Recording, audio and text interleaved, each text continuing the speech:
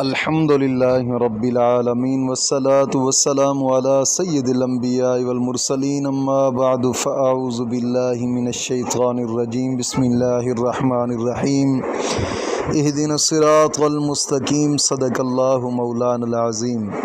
روحانی پاورفل وظائف میں سے آج ایک اہم سبق دوستوں کی نظر کرنا ہے، جو کہ 21 رمضان کی رات کا ایک خاص وظیفہ ہے جو دوستوں کی نظر کرنا ہے۔ کچھ دوست اب مجھ سے پوچھ رہے تھے کہ 16 رمضان کی رات کیا یہ وظیفہ کیا جاتا ہے؟ نہیں، بلکہ 16 کی رات کا نہیں، علماء کرام نے 21 رمضان المبارک کی رات کا یہ وظیفہ لکھا ہے، اور بہت ہی مجرب عمل ہے یہ۔ آپ جس مقصد کے لیے کرنا چاہیں تو کمال ہے، لیکن شادی کے لیے بہت ہی مجرب عمل ہے۔ اگر دوست احباب کرنا چاہیں جلد نکاح کے لیے، بہت ہی مجرب اور کمال شدہ عمل ہے، کمال مجرب شدہ عمل ہے یہ۔ لیکن دوست احباب کوشش کریں کہ اگر اس عمل کو، اس وظیفے کو کرنا ہے تو سب سے پہلے اپنی نیت کو بالکل صاف کر لیں۔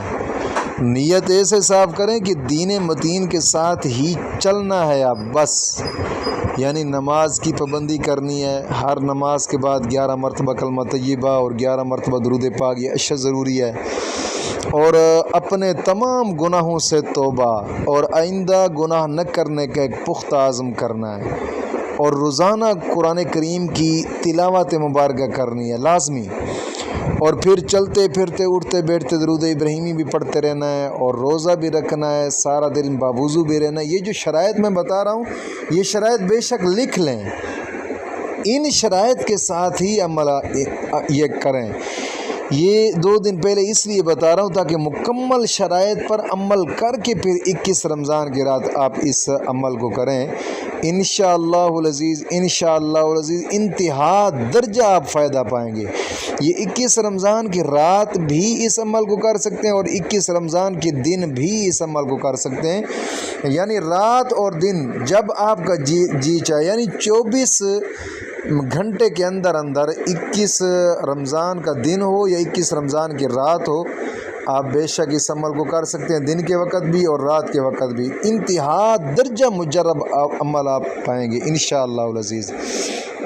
دوستو کوشش کرنی ہے، جو شرائط میں نے بتائی ہیں ان شرائط پر عمل لازمی کرنا ہے، اور دوسری بات یہ ہے کہ شرائط پر عمل بھی وظیفے کی خاطر نہیں، بلکہ اپنے رب کو منانے کی کوشش کرنی ہے، اپنے رب کو منانے کی خاطر جناب علی یہ صاحب عمل کرنے ہیں، اپنے رب کو راضی کرنے کی خاطر، رب کی رضا کے لیے کرنا ہے۔ ایسا نہیں ہے کہ بس ایک دنیا کا مقصد ہے اور وہ حل کرنا ہے تو اس مقصد کی خاطر آپ اس کو کریں، نہیں، بلکہ یہ غلط بات ہے۔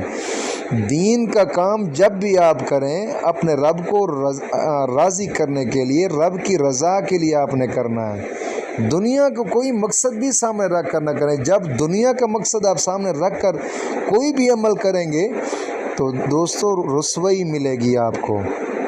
یہ دنیا بہت قلیل چیز ہے، بہت قلیل چیز ہے رب کی رضا کے آگے، یہ کوئی بڑی چیز نہیں ہے۔ رب کو راضی کرنے کی خاطر کریں گے تو انشاءاللہ العزیز یہ دنیا کے کام خود بخود آپ کے انشاءاللہ حل ہوتے جائیں گے انشاءاللہ العزیز۔ اور یہ عمل کرنے کا طریقہ کار یہ ہے، کوشش فرمائیں کہ اس کو رات کے وقت کریں، نماز مغرب کے بعد۔ جیسے 21 رمضان کی رات نظر آئے اس رات اس عمل کو کر لیں، اگر اس رات آپ نہیں کر سکتے تو 21 رمضان کے دن اس عمل کو کریں انشاءاللہ العزیز، انشاءاللہ العزیز رات بھی کمال ہے اور وظیفہ بھی مجرب آپ پائیں گے انشاءاللہ العزیز، انشاءاللہ العزیز۔ کرنے کا طریقہ کار یہ ہے، سب سے پہلے وضو کریں، اگر مغرب کی نماز کے بعد کرنا چاہیں یا دن کے وقت کرنا چاہیں آپ کی مرضی ہے، یعنی 21 روزہ ضرور ہونا چاہیے۔ وضو کریں، وضو کر کے مصلی پہ جائیں، 2 رکعت نماز نفل حاجات پڑھیں۔ 2 رکعت نماز نفل حاجات اس طریقے سے پڑھنے ہیں کہ سبحانک اللہم شریف پڑھ کر پھر الحمد شریف پڑھیں، الحمد شریف پڑھنے کے بعد 1 مرتبہ سورۃ قدر پڑھنی ہے، اور پھر 3 مرتبہ سورۃ اخلاص یعنی قل هو اللہ احد اللہ الصمد لم یلد ولم یولد ولم یکن لہ کفوا احد۔